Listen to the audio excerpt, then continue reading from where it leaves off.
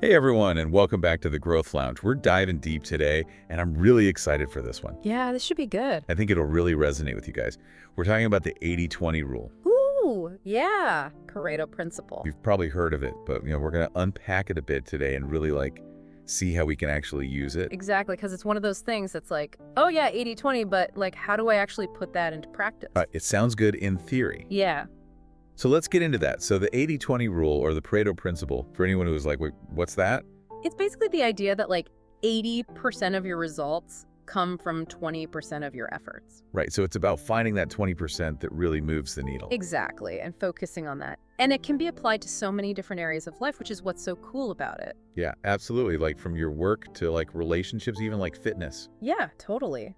Like in business, 80% of your sales might come from 20% of your clients, or 80% of your website traffic comes from 20% of your content. Well, that's a good point. Yeah. And then like in terms of personal productivity, 80% of your progress might come from 20% of the tasks that you do. And I think what's interesting is that this principle, it wasn't just like thought up in a vacuum. Right. It's not just like some random It's theory. just actually based on like real world observations. Right. Yeah, totally. So it was this Italian economist, Vilfredo Pareto, back in the late 1800s. That's a mouthful. I know, right?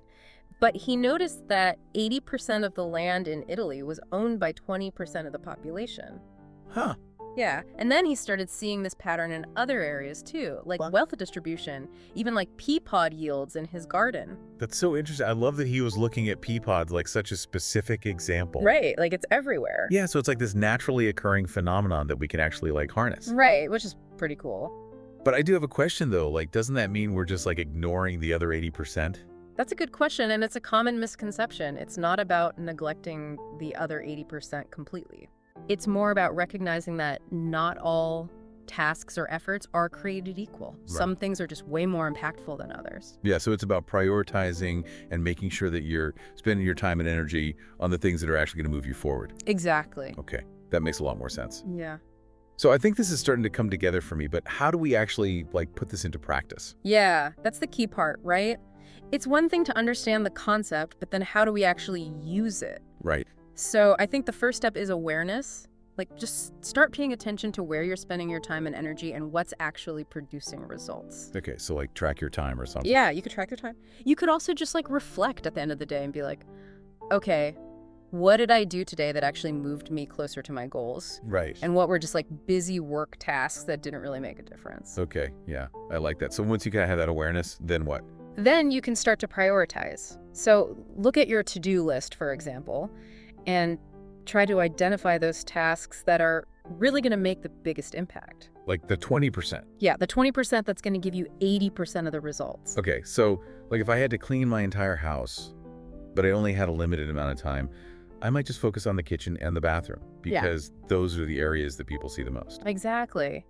That's a perfect example. And it may be like putting away laundry. Like nobody really cares if my shirts are folded or not, right? And no one's coming over to judge your laundry. Exactly, unless you're like a super influencer or something. True that. But I do want to say, like, it's not always easy to figure out what that 20% is. Yeah, it definitely takes some trial and error. Yeah. And I think it's important to be flexible too. Totally. Like what's important might change over time. Yeah, for sure. Okay, so we've talked about how to identify the 20%, how to prioritize. But what are some other tips for actually using the 80-20 rule effectively? So one thing I think is really helpful is to learn to say no. Ooh, that's a hard one. It is hard, but it's so important. Because if you're trying to focus on your 20%, you can't be saying yes to everything. Right, you have to be protective of your time and energy. Exactly. Yeah, and I think it's also important to be willing to delegate or outsource tasks when possible. Right. Like if there's something that you're not good at or that you just don't enjoy doing. Yeah, or if it's not part of your 20%. Exactly. See if you can find someone else to do it. Okay. And I think another thing that's helpful is to just be mindful of how you're spending your time in general. Yeah, like are you scrolling through social media for hours or are you actually working on things that are important to you? Ooh, yeah, that's a good one. I think we've all been there. Right. We've all fallen down that rabbit hole. Okay, so this has been so helpful. I feel like I have a much better understanding of the 80-20 rule now. Yeah, I'm glad to hear that. And I think it's something that can really make a difference in all areas of our lives. Absolutely. It's a powerful tool for simplifying your life and achieving more with less stress. Yeah, it's all about working smarter, not harder. Well, on that note, we're going to wrap things up for today. Yeah, thanks for listening, everyone. We hope you enjoyed this deep dive into the 80-20 rule. And if you want to keep the conversation going, be sure to follow the Uplift Space on Instagram and YouTube. And of course, subscribe to The Growth Lounge right here on Spotify so you never miss an episode. See you next time. Bye, everyone.